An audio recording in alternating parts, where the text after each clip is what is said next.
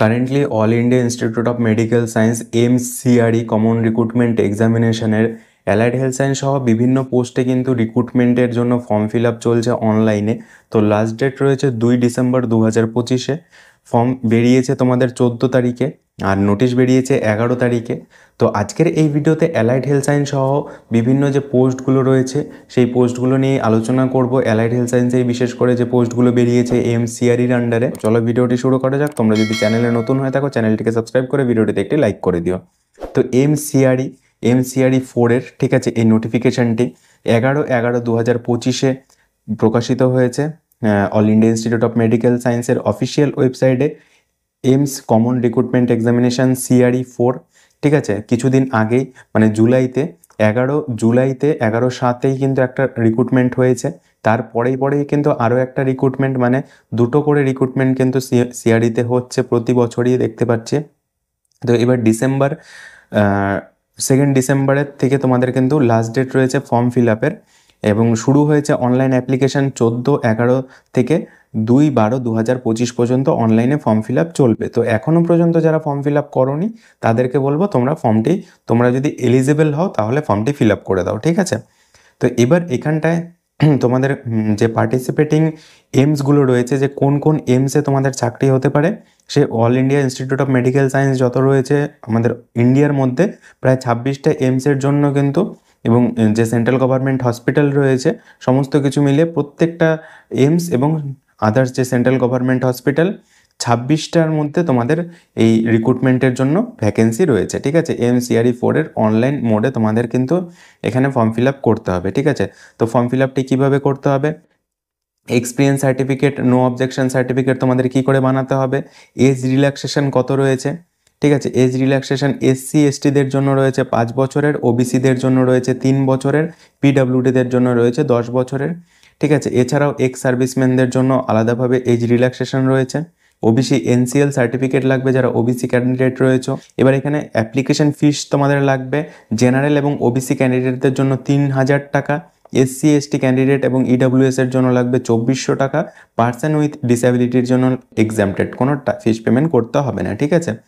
এবার তোমাদের date of the এক্সামিনেশনের কিন্তু ডেটও বলে দিয়েছে, যে টেন্টেটিভ ডেট রয়েছে 22 ডিসেম্বর থেকে 24 ডিসেম্বর 2025, ঠিক আছে। সিবিটির মাধ্যমে, অর্থাৎ কম্পিউটার বেসড টেস্ট এখানে কিন্তু হবে, কম্পিউটারে বসে পরীক্ষা দিতে হবে। এক্সামিনেশন সেন্টার প্রত্যেকটা স্টেটে কিন্তু তোমাদের এক্সাম সেন্টার থাকবে, যেমন আমাদের কলকাতায় থাকবেই।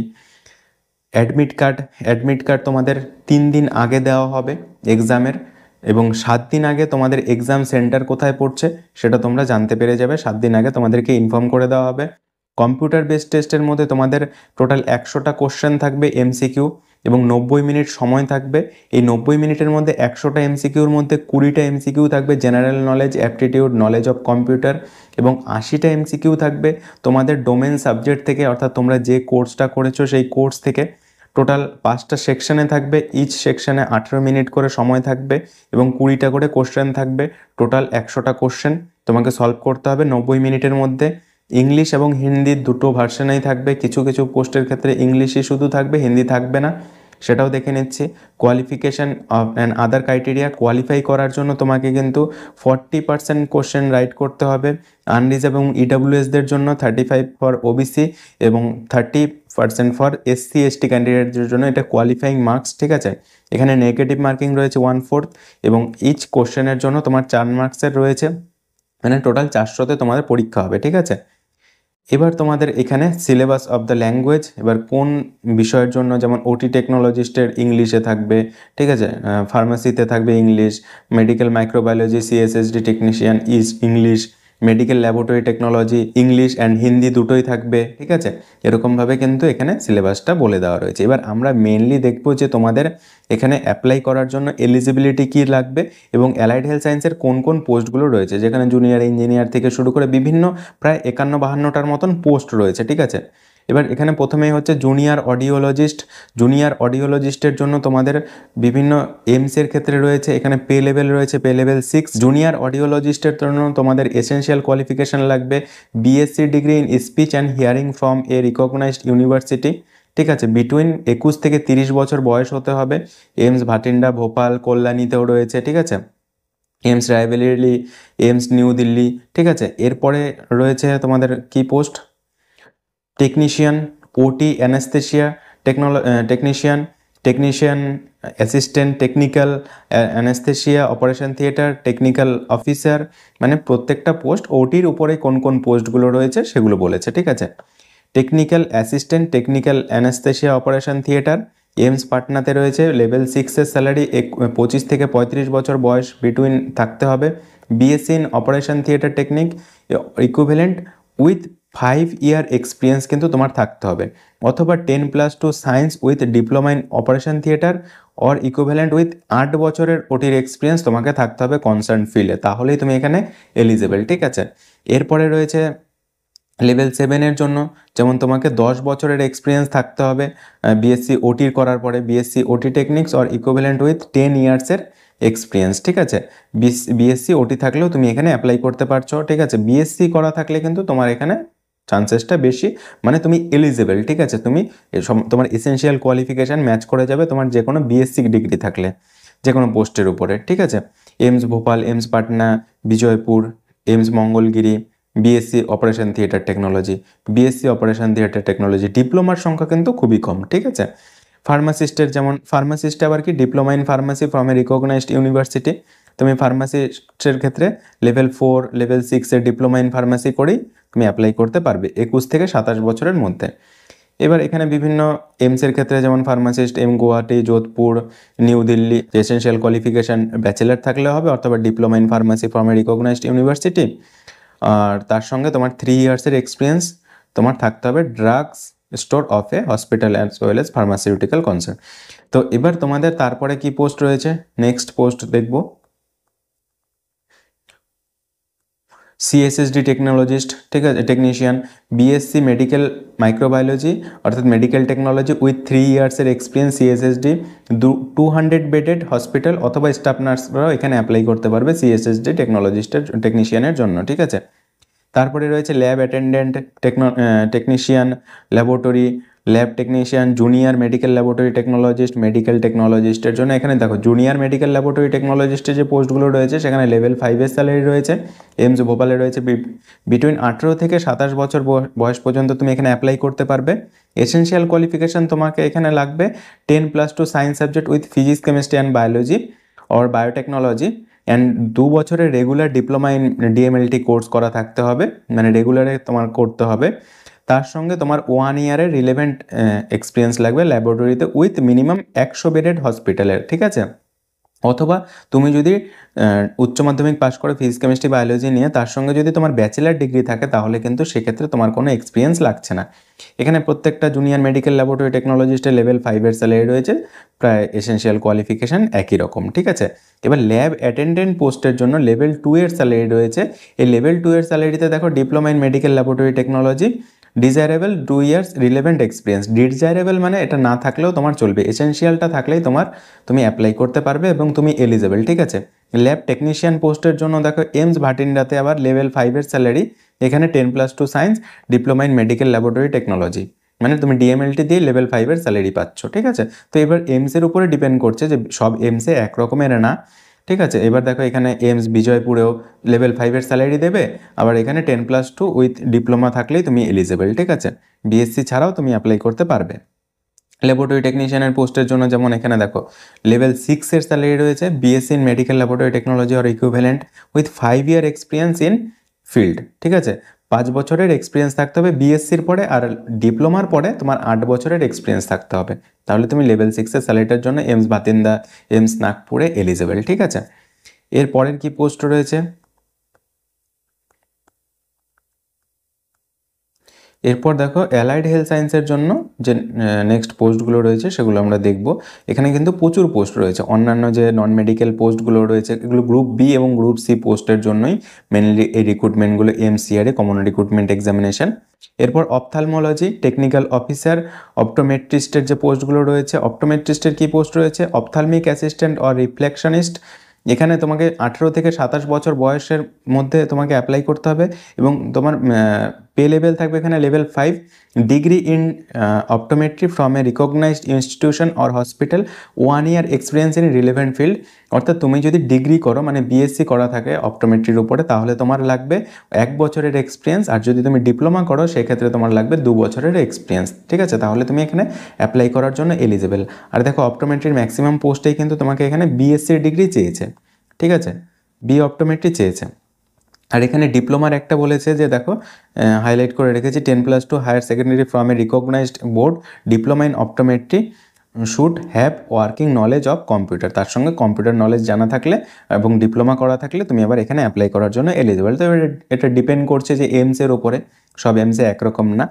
টেকনিশিয়ান রেডিওথেরাপির জন্য এখানে তোমাকে বিএসসি কোর্স করা থাকতে হবে। বিএসসি কোর্স 3 ইয়ার্সের কোর্স করা থাকলে তুমি এখানে এলিজিবল, তার সঙ্গে কোনো এক্সপিরিয়েন্স লাগছে না। আর যদি তুমি ডিপ্লোমা করো রেডিওথেরাপির ওপরে, তাহলে তোমার পোস্ট কোর্সের 2 বছরের এক্সপিরিয়েন্স লাগবে। ঠিক আছে, তোমার কিন্তু এখানে 2 বছর এক্সপিরিয়েন্স থাকলে তাহলে তুমি অ্যাপ্লাই করার জন্য এলিজিবল। এছাড়া প্রত্যেকটা এইমসের ক্ষেত্রেই, যেমন এইমস কল্যাণীতেও রয়েছে লেভেল 6-এর স্যালারি রয়েছে 3 বছরের। যদি বিএসসি করা থাকে ডিরেক্টলি তুমি অ্যাপ্লাই করতে পারছো, আর ডিপ্লোমা করা থাকলে তার সঙ্গে 2 বছরের এক্সপিরিয়েন্স তোমার লাগছে অ্যাপ্লাই করার জন্য। ঠিক আছে, technician radiology, radiographic technique, X-ray technician, radio diagnosis, X-ray technician, radio therapy, dark room assistant. ঠিক আছে, এবার এখানে যেটা বলেছে যে রেডিওলজি মানে রেডিওলজি কোর্সের জন্য টেকনিশিয়ান রেডিওলজিতে তোমার 21 থেকে 35 বছর বয়স হতে হবে। পে লেভেল রয়েছে লেভেল 6 এবং qualification BSc radiology from a recognised university অথবা diploma in radiography from a recognised institution with 2 years experience, মানে 2 বছরের এক্সপিরিয়েন্স লাগবে। মানে আমরা যে ডিপ্লোমা কোর্সগুলো দেখতে পাচ্ছি, এই ডিপ্লোমা কোর্সগুলো করার পরে তোমার হয় 2 বছরের এক্সপিরিয়েন্স বা 1 বছরের এক্সপিরিয়েন্স কিন্তু তোমার থাকলে তবেই তুমি এখানে এসেনশিয়াল কোয়ালিফিকেশান তোমার ম্যাচ করবে এবং তুমি অ্যাপ্লাই করার জন্য এলিজিবল। ঠিক আছে, আর কিছু কিছু পোস্ট রয়েছে যে না তুমি ডিপ্লোমা করেই সরাসরি অ্যাপ্লাই করতে পারছো। যেমন এই পোস্টটাতে দেখো ডার্ক রুম অ্যাসিস্ট্যান্ট, এইমস ভুবনেশ্বরের জন্য লেভেল 4 এর salary, diploma in radiography from a recognised institution with 1 year experience. দেখো এখানে ডিপ্লোমার সাথে আবার 1 বছরের এক্সপিরিয়েন্স লাগবে। ঠিক আছে, তো এরকমভাবে তোমার কিন্তু পোস্টগুলো রয়েছে। এবার পারফিউশনিস্টের পোস্ট সেম বিএসসি করা থাকতে হবে, লেভেল 6-এর স্যালারি রয়েছে। এরপর এমব্রায়োলজিস্ট, অ্যাসিস্ট্যান্ট, সিকিউরিটি অফিসার, প্রত্যেকটা পোস্ট কিন্তু এখানটায় মেডিকেল নন মেডিকেলের রয়েছে। ফিজিওথেরাপিস্টের যে পোস্টগুলো রয়েছে, ডেমনস্ট্রেটার ফিজিওথেরাপি, এখানে কিন্তু ফিজিওথেরাপির ক্ষেত্রে তোমার এখানে কিন্তু কোনো ডিপ্লোমা নেই। ঠিক আছে, এতগুলো পোস্ট দেখলাম, প্রত্যেকটা লেভেল 6-এর স্যালারি এবং প্রত্যেকটাতে বিপিটি চেয়েছে। ঠিক আছে, অর্থাৎ ব্যাচেলার ইন ফিজিওথেরাপি। ঠিক আছে, জুনিয়র ফিজিওথেরাপিস্ট বলো বা সিনিয়র ফিজিওথেরাপিস্ট, ডেমনস্ট্রেটার, যেটাই হোক না কেন, এখানে bachelor degree in physiotherapy from a recognised university with 2 ইয়ার্সের এক্সপিরিয়েন্স, সঙ্গে আবার 2 বছরের এক্সপিরিয়েন্সও চেয়েছে। কিন্তু ডিপ্লোমার কিন্তু চায়নি, কোথাও দেখলাম না। শুধু একটা জায়গাতে বলেছে ডিপ্লোমা ইন রিহ্যাবিলিটেশন উইথ 5 বছরের এক্সপিরিয়েন্স তোমার সঙ্গে লাগবে এবং রেজিস্টার্ড উইথ এ ফিজিওথেরাপি কাউন্সিলের রেজিস্ট্রেশন থাকতে হবে। ঠিক আছে, তো এরকমভাবে ডিপ্লোমা রয়েছে, কিন্তু 5 বছরের এক্সপিরিয়েন্স থাকতে হবে এবং রেজিস্ট্রেশন থাকতে হবে।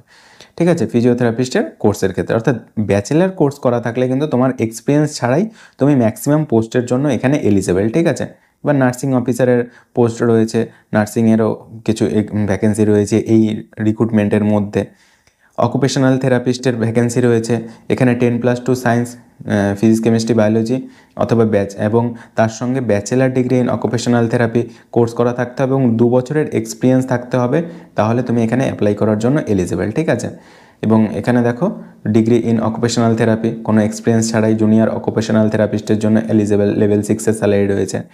ঠিক আছে, তো এরকমভাবে বিভিন্ন পোস্টগুলো রয়েছে। এরপরে nuclear medical technologist, BSc course করা থাকতে হবে অথবা diploma in medical radiation and isotope technique or equivalent approved by the ERB, desirable qualification. ডিপ্লোমার সঙ্গে তোমার কিন্তু এক্সপিরিয়েন্স লাগবে, 1 ইয়ারের এক্সপিরিয়েন্স ডিজায়ারেবল হিসেবে বলেছে। ঠিক আছে, মানে এই এক্সপিরিয়েন্সটা না থাকলেও তোমার চলবে। ঠিক আছে, ডিজায়ারেবল মানে যে তোমার থাকলেও হয়, সই না থাকলেও, এসেনশিয়াল মানে যে তোমার থাকতেই হবে। ঠিক আছে, তো আশা করি বুঝতে পেরেছো যে তোমাদের কোন কোন পোস্টগুলো রয়েছে এখানটায়। তো এই টোটাল 51 and 52 টোটাল পোস্ট রয়েছে। ঠিক আছে, 52 জুনিয়র ইঞ্জিনিয়ার থেকে শুরু করে বিভিন্ন পোস্টগুলো রয়েছে এবং এখানটায় এবার তোমাদের কি বলেছে এই পরের পেজে অ্যানেক্সার 2-তে যে কোন পোস্টের জন্য কতগুলো ভ্যাকেন্সি রয়েছে। তো দেখো ভ্যাকেন্সির সংখ্যা কিন্তু এখানটায় তোমরা এই পিডিএফটি ডাউনলোড করে একবার দেখে নিতে পারো, এই ভিডিও ডেসক্রিপশনেই দেওয়া থাকবে। এখানে দেখো যে একবারে খুব কম সংখ্যক ভ্যাকেন্সি সেটাও কিন্তু না, ভ্যাকেন্সি কিন্তু মোটামুটি রয়েছে।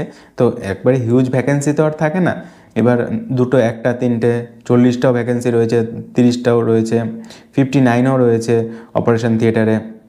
তো রয়েছে দু একটা করেও কোথাও রয়েছে, আবার কোথাও 30-40টাও রয়েছে, তো 10টাও রয়েছে, 13টাও রয়েছে, একটাও রয়েছে, দুটোও রয়েছে, 5টাও রয়েছে। তো ডিপেন্ড করছে যে তোমরা এই পিডিএফটা দেখলেই কিন্তু তোমাদের ক্লিয়ার হয়ে যাবে যে তোমরা যারা যারা অ্যাপ্লাই করেছো এবং ফিউচারে তোমরা যারা কোর্স করছো এখন, ভবিষ্যতে যারা এই কম্পিটিটিভ এক্সামগুলো বসে তোমরা এইমসের মতন একটা all India Institute of medical সায়েন্সে অ্যালাইড হেলথ সায়েন্সের কোর্স করার পরে নিজেকে প্রতিষ্ঠিত করতে চাইছো। আশা করি তোমাদের জন্য এই ভিডিওটি হেল্পফুল হয়েছে। তো তোমাদের যদি কোনো প্রশ্ন থাকে তাহলে অবশ্যই কমেন্টে জানাতে পারো। দেখা হচ্ছে একটা নতুন ভিডিওতে, ঠিক আছে? তো চলো আজকের ভিডিওটা এখানেই শেষ করছি। ধন্যবাদ।